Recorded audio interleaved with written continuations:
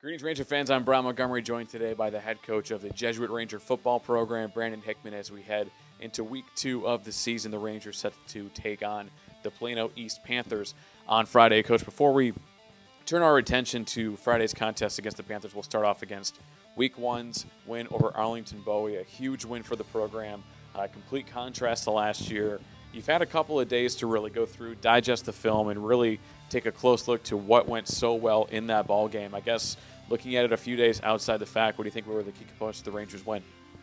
I think the main thing, was we controlled the ball offensively. I think we had the ball for 35 minutes on offense, and on defense we were only in the field for 12 minutes, so that was very helpful. Our defense played very well. I thought our coaches had a great game plan. The kids tackled well. We could still improve in that area, and then also up front on the offense, line-wise, we could still improve blocking-wise. But all in all, I was happy with the game.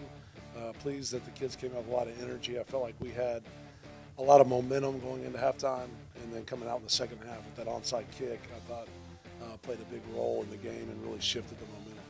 Yeah, and you mentioned the onside kick was a big key component. Jake Polish doing everything he could with the offense was a big key component.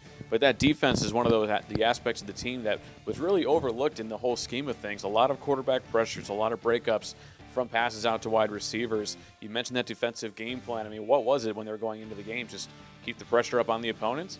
Yeah, I think, anytime, we want to try to pressure the other team. And I think at times we were making their player, their quarterback try to make some decisions, and it was hard for times because we were disguising some things as far as coverage and blitzes. And, our kids just, they knew the game plan. I thought they went out and executed it pretty flawlessly defensively. But, we told the kids, we still got things to improve on. Offense and defense and special teams, some alignment stuff that we need to get right. But for the first game, I was very pleased. And, beating a good opponent in Arlington Bowie, they've always been a top team in the area. And so that was a big confidence builder for our kids that we can play with anybody if we just come to play in all 3 phases of the game. Yeah, so now looking ahead at Plano East, last year the Rangers and Panthers battled in a back-and-forth affair that really came down to the final waning seconds. Just looking at that game before we head into this upcoming Fridays, that was really the moment where the Rangers got themselves back into the winning ways, getting the momentum established for the 2014 season. What was the big point of emphasis in that game? You're talking about last year's game was just, we just trying to make a play there at the end to win it. And, we had a young man that got in there late in the game and had an interception to win the game. But, we're a different team, and they're a different team. And, we're looking forward to this season and this game match up against these guys. I think they're better than they were a year ago, and I think we might be better in some areas than a year ago. We just got to go out and execute the game plan. We've had a great week of practice. I feel like our practice this week has been better than last week. And then just go out and play, have fun. It's a non-district game.